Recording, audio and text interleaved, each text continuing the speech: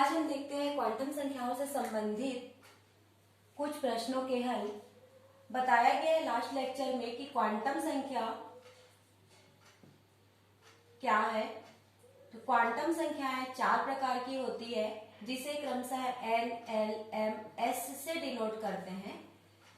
ये जो क्वांटम संख्याएं हैं क्रमशः कक्षा का आकार, इलेक्ट्रॉन की स्थिति, उसका अभिविन्यास और उसका चक्र प्रदर्शित करता है।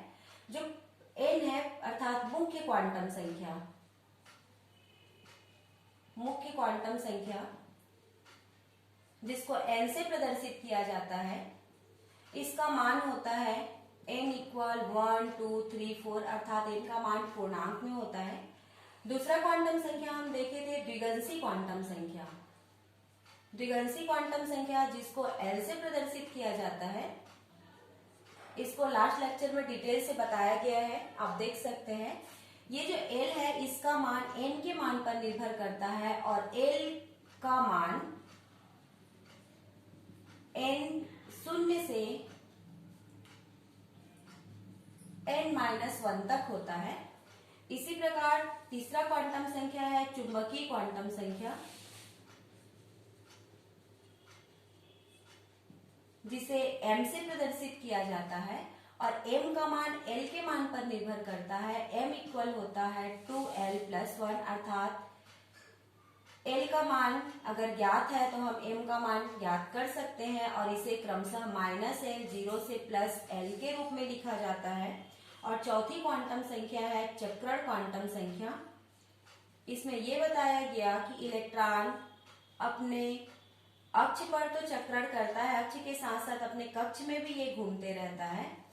चक्रण क्वांटम संख्या को s से प्रदर्शित किया जाता है और s के केवल 2 मान हैं, +12 और -12 अर्थात इलेक्ट्रॉन का चक्रण यदि दक्षिणावर्त हो अर्थात घड़ी की सुई की दिशा में तो इसका मान +12 होता है और घड़ी की सुई की दिशा में न होकर विपरीत दिशा में हो तो इसे -12 से प्रदर्शित करते हैं। इस प्रकार हम ये देखते हैं कि चक्रण क्वांटम संख्या के केवल 2 मान होते हैं, +12 और -12। तो इससे संबंधित कुछ प्रश्नों को आज हम सॉल्व करते हैं, जिसमें फर्स्ट क्वेश्चन है 5s2 के लिए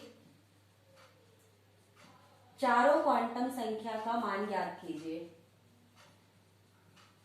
चारों क्वांटम संख्याएं ज्ञात कीजिए। देखिए इसको कैसे ज्ञात कर सकते हैं। हमारा क्वेश्चन है 5s2। ये जो 5 है ये n को प्रदर्शित करता है। आगे में जो नंबर है उसका मतलब है हमको n मिल गया, तो n इक्वल यहां हमको मिल जाता है 1।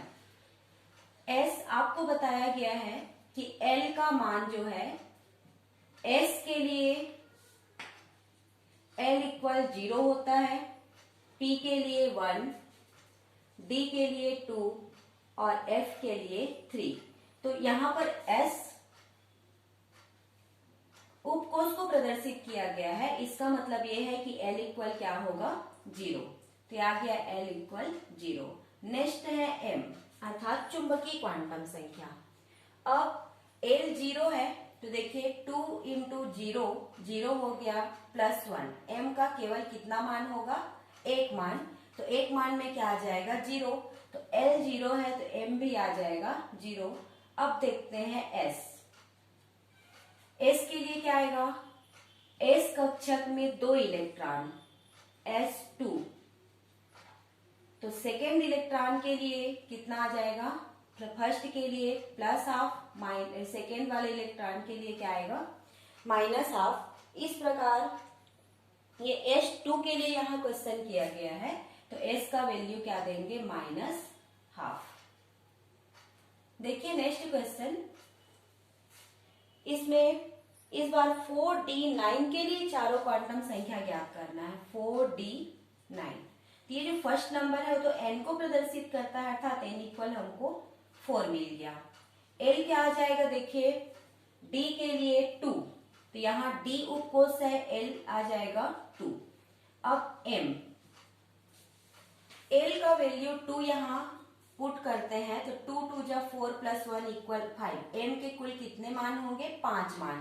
तो d उपकोष के लिए इस प्रकार से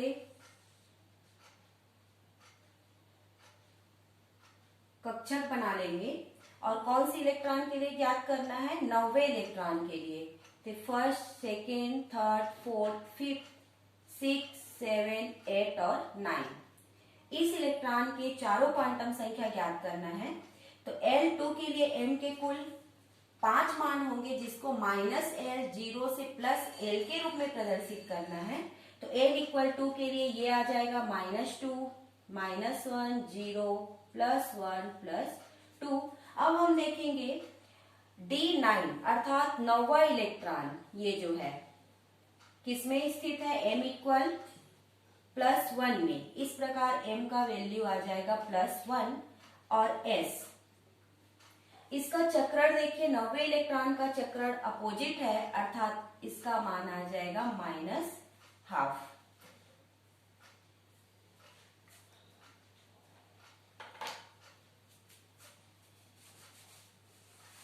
इसी प्रकार क्वांटम संख्या के अन्य प्रश्नों को भी हम सॉल्व कर सकते हैं।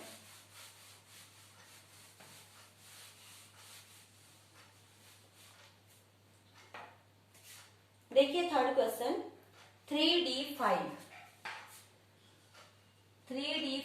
के लिए चारों क्वांटम संख्या का मान ज्ञात करना है। तो ये n इक्वल हो गया 3। d के लिए l का वैल्यू होता है 2, तो l इक्वल आ जाएगा 2। d के कौन से इलेक्ट्रॉन के लिए? 5वें इलेक्ट्रॉन के लिए है।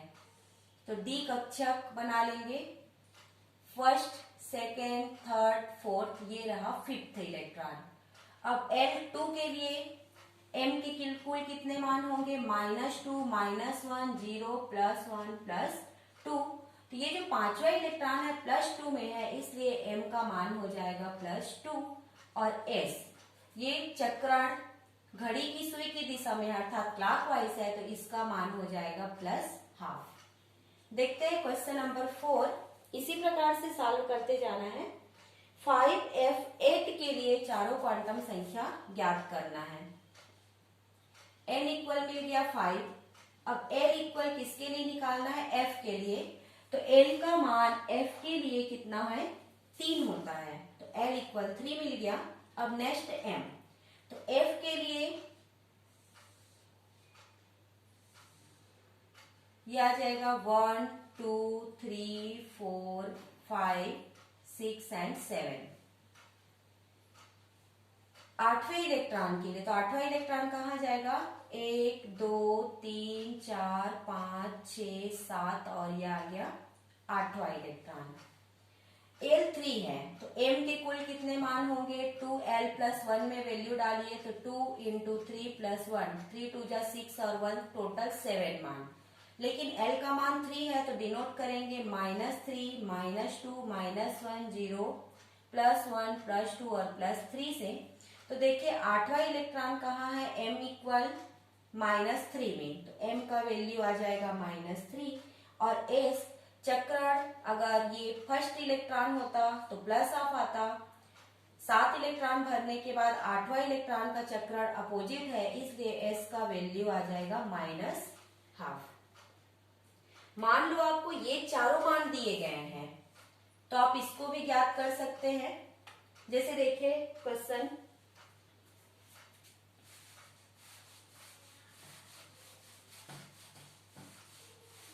अर्थात वो किसका मान है, अर्थात चारों मान यदि हमको पता है तो हम इससे क्वेश्चन भी बना सकते हैं। जैसे देखिए n = 3, l = 2।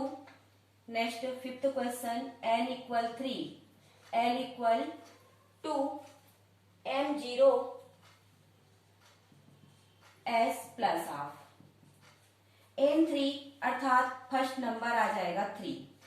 L2, तो L2 किसके लिए होता है? देखेंगे D के लिए, तभी आ जाएगा D, 3D।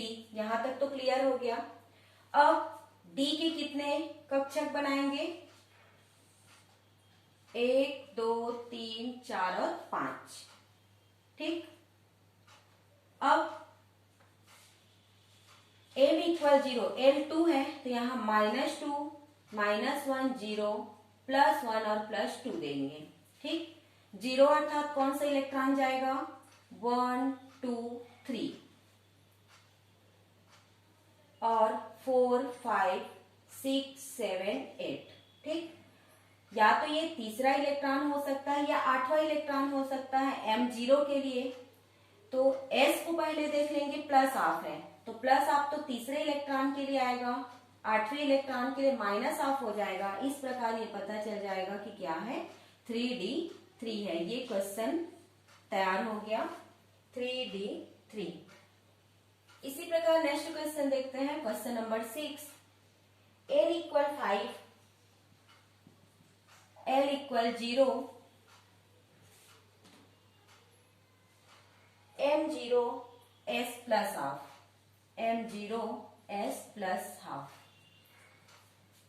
देखिए N5 अर्थात 5 फर्स्ट नंबर हो गया, L0 किसके लिए होता है? L का मान 0, S के लिए तो आ जाएगा 5S। S में केवल एक कक्षक जिसमें 2 इलेक्ट्रॉन, अधिकतम 2 इलेक्ट्रॉन भर सकते हैं, जिसका चक्रण विपरीत होना चाहिए। अब ये तो 0 ही रहेगा, M इक्वल 0, लेकिन प्लस हाफ है तो फर्स्ट इलेक्ट्रॉन के लिए प्लस हाफ, सेकेंड इलेक्ट्रॉन के लिए माइनस हाफ, इसलिए ये आ जाएगा 5s1। ये आंसर हो गया। इस प्रकार हम क्वांटम संख्या से संबंधित प्रश्नों को सॉल्व कर सकते हैं।